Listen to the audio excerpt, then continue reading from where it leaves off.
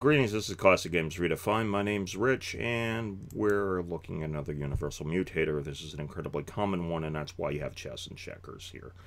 These are two of the more noted games that actually use it. Less so with chess currently, but on the highest level of checkers, they found out a necessity to rely on this. It's the shuffle. Very simply, what a shuffle is, it consists of randomly picking out configurations on the board that both players have not seen beforehand. And there's a large number of them. And they will typically balance the nature following some sort of rules, particularly in the chess version of Chess 960, which we'll discuss in a minute. But in checkers, it's a little bit different. I'll get to checkers in a second here. What you want to do is you change the configuration so it forces players to innovate at the table.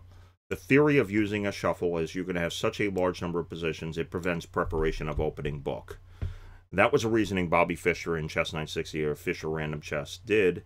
The rules he has here is that the guidelines, not rules, sorry. Guidelines he has for the placement is that the pieces mirror each other, the bishops will be on alternate colors, and you have a chance for castling. The pieces in the back row are mirrored one another. So on this side is something like this here. But let's say, for example, one of the positions, I believe in Fischer Random Chess, would be... This is one of the downsides of Tabletop Simulator. I have it knock it all over the place. You could have this here. Let's do it this way. I believe I have this correct. Bear with me.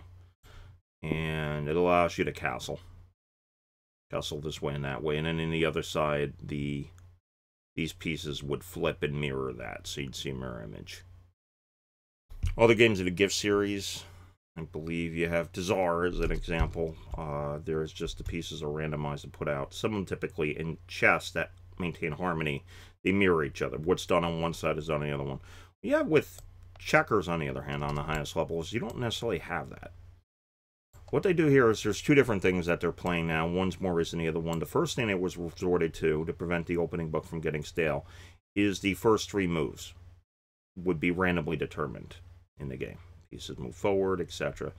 The one they have is the 11-man ballot. That's another innovation they have, where one of the pieces are just randomly removed from each side, like here and there, and then they would start off the board like that way, and then they play accordingly as you play normal. Doesn't interfere with anything else. It just messes the opening book. That's why you do it. And that's pretty much what you have there regarding it. One thing I'm going to do here is a suggestion if you're using shuffle and you're playing it is that whatever the configuration is, you play on one side, you would then mirror it and play both sides. For example, let's say, we'll do this again, and let's say, for example, these are the starting one, the 11-man ballot.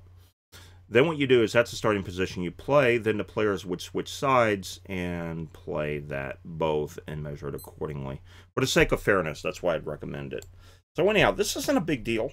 This is just done so I could document for the sake of completeness here. I personally like to have a little bit more strategy, but in it, and there are some combinatorial purists who complain that it's a random element, shouldn't even be in the game.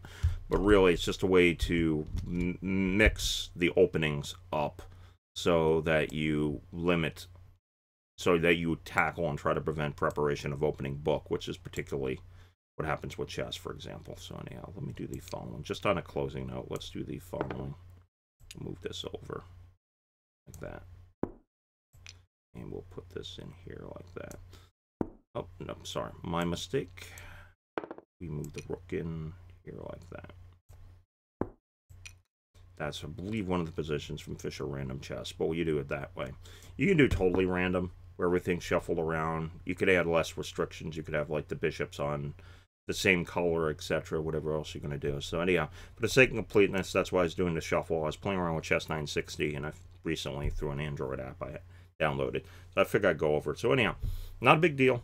This is what you have with shuffle, and I'm showing chess and checkers as two main ones. So that's it. I do want to thank you for watching. May your die always roll 5, and remember, don't hate the player, change the game.